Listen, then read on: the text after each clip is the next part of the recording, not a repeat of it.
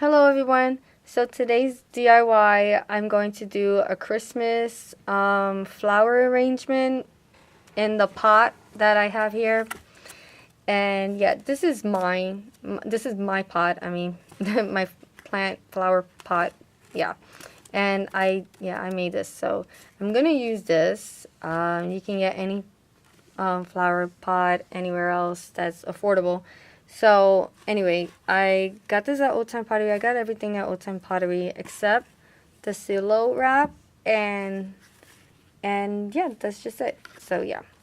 So this was $1.99. You're gonna need a round foam, any kind of shape to shape your flower pot.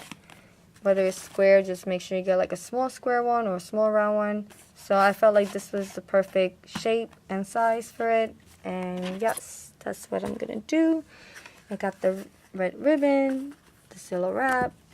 I have the sparkly red folk flower, and each of them are $1.29. I have the gold, and I have these guys, gold and red, because that's what I'm going to do is gold and red.